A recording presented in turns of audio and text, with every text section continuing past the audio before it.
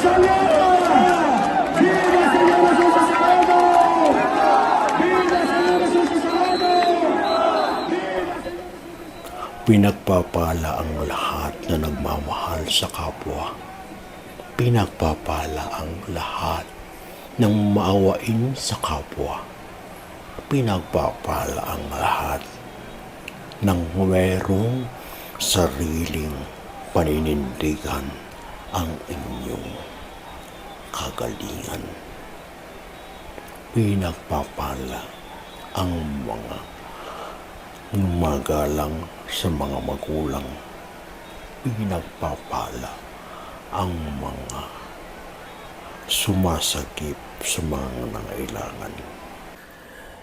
This is very special day to all the believers, to all the devotees of Jesus Christ, Jesus of Nazarene, Jesus Nazareno. Ito yung kanyang kapistahan dyan sa Quiapo.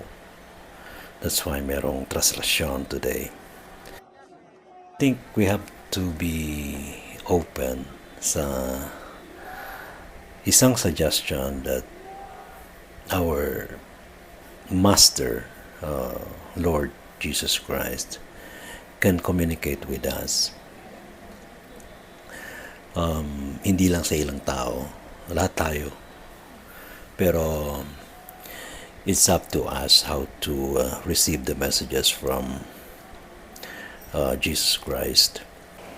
Huwag kayo mag-alala, naririnig ko lahat ang inyong mga panalangin, ang inyong mga paghihinagpis, ang inyong paghihirap na sinasabi nyo lahat, at ang tulong na inyong hinihingi. Magtiwala kayo sa inyong mga sarili at kami kasama ang Ama ay gagabay sa inyo. Narito lang naman ako para magbigay sa inyo ng inspirasyon, ng tulong, maibsan ang inyong pinapasan sa araw-araw.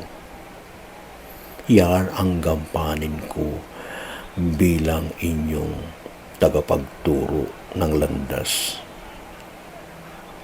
Marami ng mga nangangaral sa aking pangalan at marami rin ang gumagamit ng aking pangalan na inaabuso naman.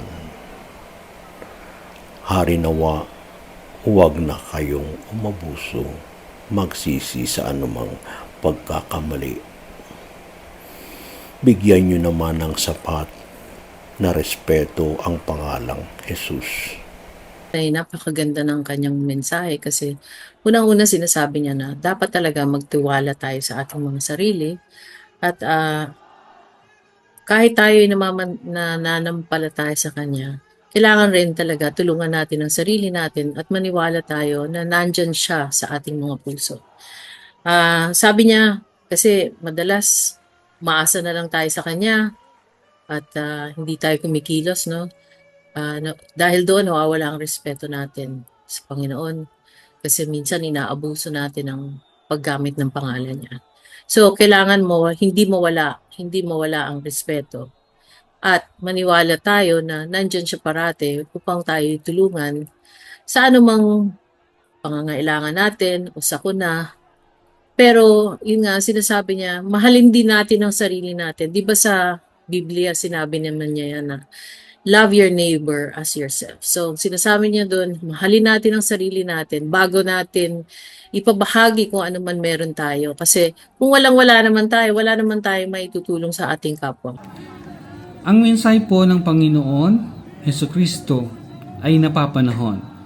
Lalo-lalo na ngayon sa kapistahan ng Nazareno. At tama ang sinabi niya na marami ang namamalakaya sa kanyang pangalan at marami din po naman ang gumagamit sa kanyang pangalan sa walang kabuluhan. So, pinapaalala lang po niya na siya nariyan sa atin, nandyan para sa atin lahat, no?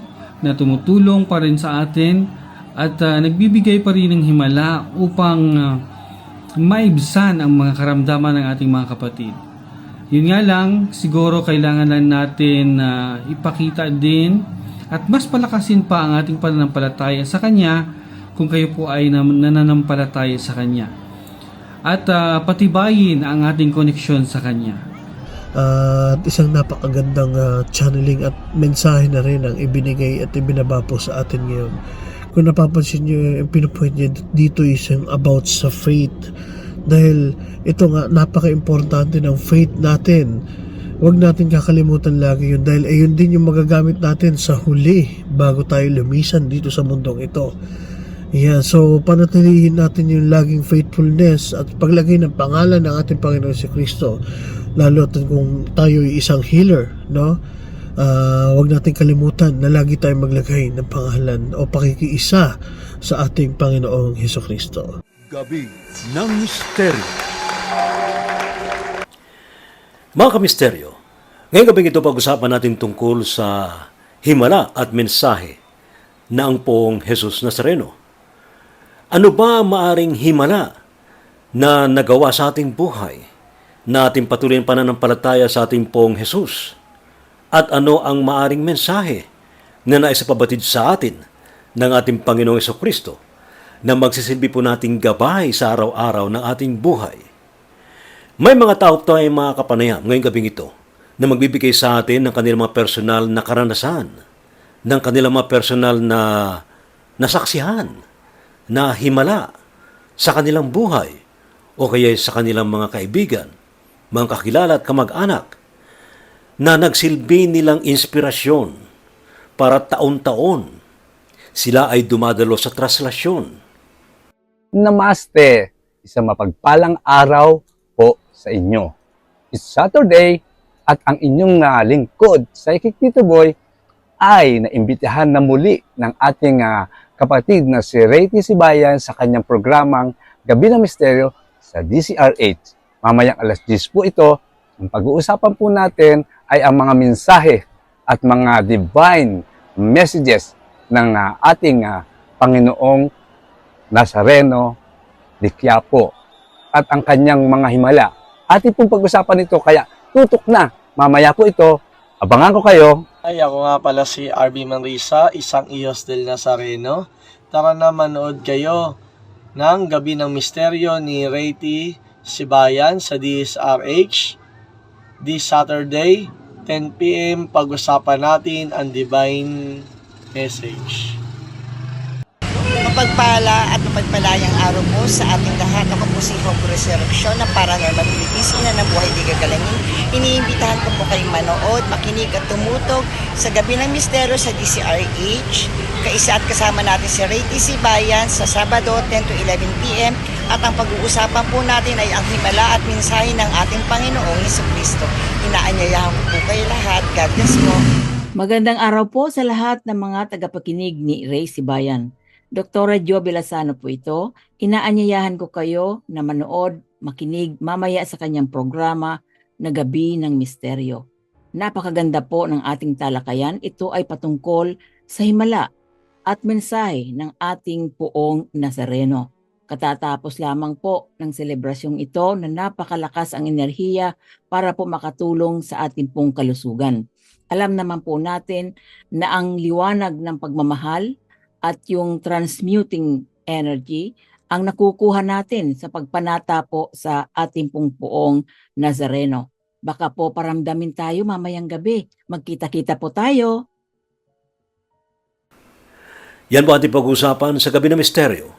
10 to 11 p.m. sa DZRH. Wala pong absent. See you. Gabi ng Misteryo.